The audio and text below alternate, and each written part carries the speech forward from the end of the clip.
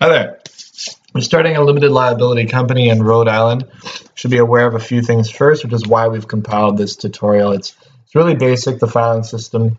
You can do it online if you're a domestic entity, or you can do it by PDF. Unfortunately, there is no online filing system for foreign limited liability companies or low profit, which is an option in this state, which is kind of convenient. Low profit limited liability companies, L3Cs.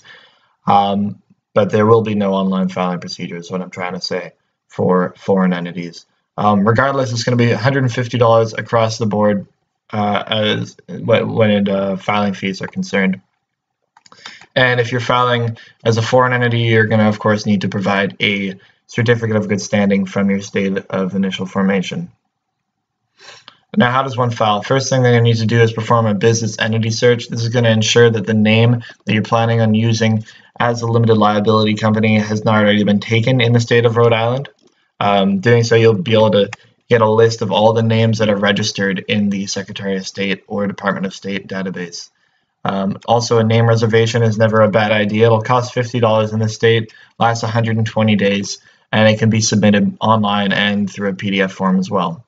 Now, once you've got your name secured, you're going to be able to download either the PDF of your filing forms, or you're going to need to access the online portal. To find out exactly what goes into each PDF and or online form, you're going to be able to click on either one of these links here. We got domestic LLC and foreign LLC, and that'll give you a more step-by-step process and also a list of all the information that the Department of State will ask of you.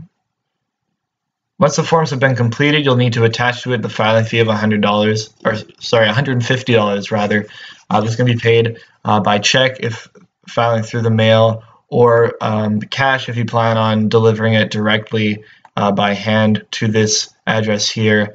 If you're filing online, you're going to need to pay by credit card. And as I said, you'll need to supply a certificate of good standing or a like document from the state of your initial formation to ensure that you've guaranteed the Rhode Island Secretary of State or Department of State that you're indeed in good standing. If you paid online your filing fee, this will mark the completion of your filing process. If you paid through the mail and you're filing through the mail, you need to send it to this address here.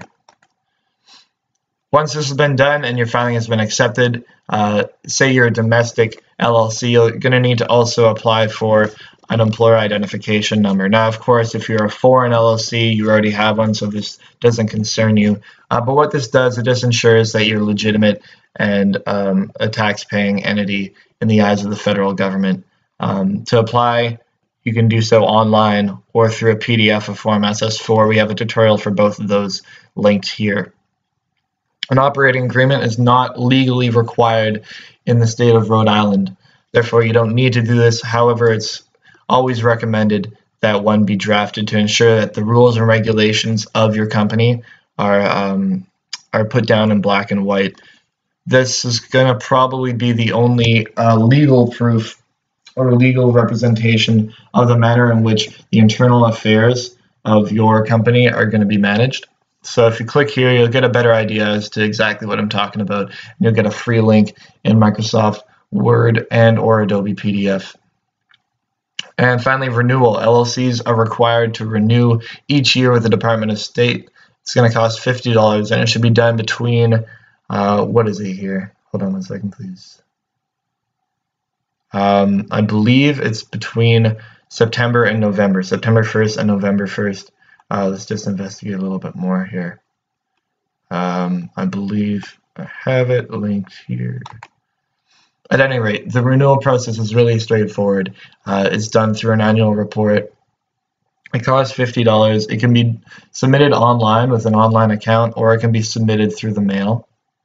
Let's see what we have here. I believe it is September to November. I'm sorry to get sidetracked here, but now I really want to know. 1st of September and the 1st of November. That's right. And if you don't submit this in time, you will no longer be in good standing with the Secretary of State, with the Department of State. At any rate, that's all there is to it. Here's an example of another website or tutorial we have linked in our homepage. You can see the domestic LLC. We go through the detailed filing process.